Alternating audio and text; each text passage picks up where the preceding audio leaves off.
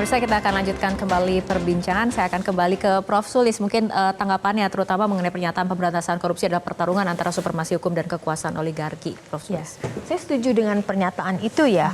Dan kita melihat supremasi hukum itu harus mengacu kepada bahwa pendiri bangsa kita menyetujui, menyepakati bahwa kita adalah negara hukum ya. Dan sekarang yang terjadi bagaimana hukum itu diubah sesuai dengan kepentingan otoritas gitu kan ya. Nah, supremasi hukum apakah masih ada kalau caranya semacam itu? Bahkan pengadilan-pengadilan tertinggi, Mahkamah Konstitusi, Mahkamah Agung bisa membuat putusan-putusan yang justru mengakomodasi kepentingan kekuasaan gitu ya. Jadi kita ini dalam situasi yang tidak jelas Indonesia ini. Bahkan yang sekarang dikatakan itu adalah authoritarian legalism, dan itu sangat berbahaya ke depan.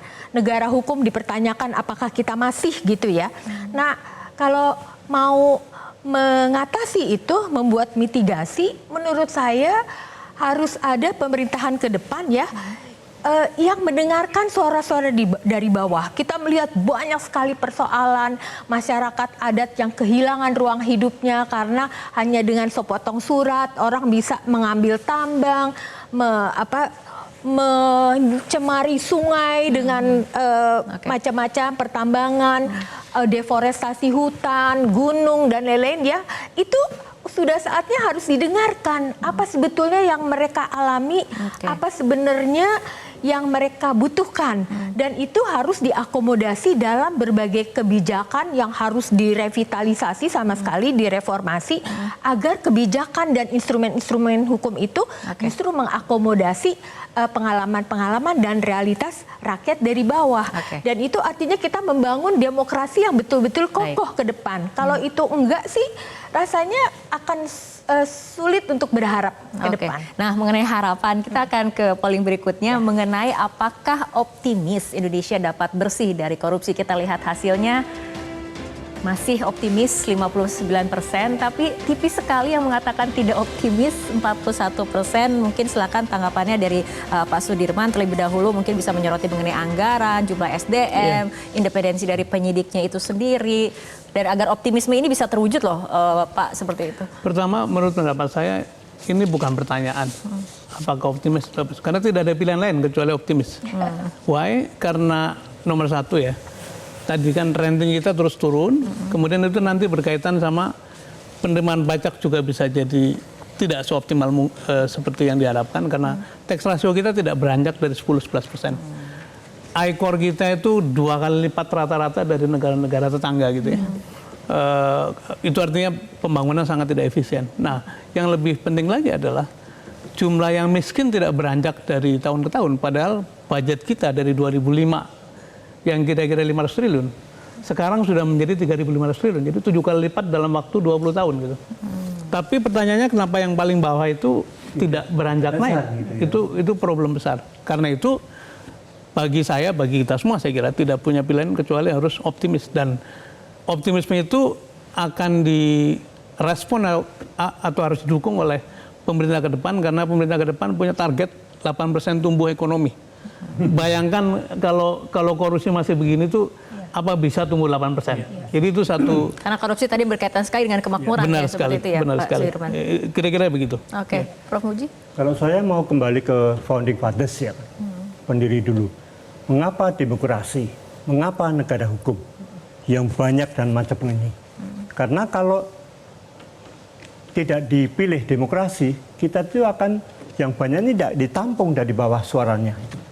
Lalu kalau demokrasi dibiarkan terus akan menjadi anarki, maka dipatok dengan negara hukum, pasan hukum. Tapi kalau hukum lalu dipakai dengan kepentingannya masing-masing, lalu value atau nilai dari hukum itu untuk pasien lalu menjadi pertanyaan. Itu yang menurunkan trust, kepercayaan dari masyarakat banyak itu. Maka saya berharap demi kebangsaan kita dan demi mencintai Indonesia ini, itu adalah orang-orang dari KPK ini karakternya itu. Seperti dikatakan Bung Hatta, untuk kalau orang sudah hilang karakternya, nggak bisa didapat lagi. Tapi kalau kekurangan yang lain masih bisa ditambal, tapi kalau karakter tidak gitu. Gitu. Oke, baik, terakhir mungkin ke Prof. Sulis mengenai tema kita untuk malam hari ini, menegakkan marwah pemberantasan rasuah. Silakan. Ya, saya kira yang harus dilakukan ke depan adalah mengembalikan trust publik ya. Dan itu sangat tidak mudah karena publik sangat melihat. Misalnya mereka melihat dari suara-suara dalam hal yang paling menjadi hayat hidup orang banyak, yaitu ketahanan pangan. Saya membuat webinar dengan ahli-ahli pangan itu dari IPB, UGM. Mereka mengatakan selama 10 tahun ini ada 954 triliun anggaran negara yang nomenklaturnya adalah ketahanan pangan. Itu tidak mampu menciptakan komoditas pangan sehingga kita menjadi negara pengimpor pangan lumayan besar gitu ya. Nah, lalu apa yang harus dilakukan? Mendengarkan sekali lagi rakyat karena itu adalah esensi dari demokrasi, dan kedua adalah mendengarkan mereka yang sudah bekerja melakukan penelitian kajian, maksud saya para ilmuwan, karena mereka datang dengan evidence based data, dengan hasil-hasil kajian dan dari research macam-macam, dan mereka membuat rekomendasi. Mengapa tadi ketahanan pangan itu tidak terjadi? Karena tidak mendengarkan para ilmuwan yang sungguh-sungguh mendedikasikan diri buat ilmu dan sudah mengatakan apa yang boleh dan apa yang tidak boleh. Menurut saya itu. Jadi membangun masyarakat yang scientific thinking cara berpikirnya gitu. Oke, baik Prof. Sulis, Prof. Muji dan juga Pak Sudirman, terima kasih telah berbincang dan berdiskusi pada malam hari ini. Semoga diskusi kita dapat lebih membuka dan juga memperdalam wawasan. Pemirsa, hukum tanpa demokrasi akan melahirkan otoritarianisme, sedangkan demokrasi tanpa hukum akan melahirkan anarkisme. Filsuf Yunani kuno Cicero mengatakan pemegang kekuasaan harus berpegang pada 4 kebajikan utama, yaitu kebijaksanaan, keadilan, keberanian, dan kejujuran. Ada 4 pilar keberhasilan lembaga anti korupsi Hong Kong, yaitu komitmen pemerintah, independensi tim yang profesional dan berintegritas, serta dukungan komunitas.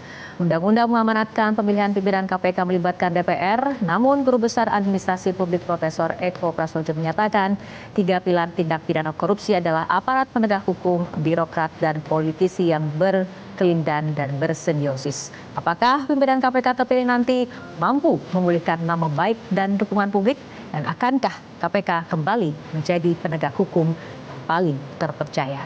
Saya Fitri Megantara, selamat malam, sampai jumpa.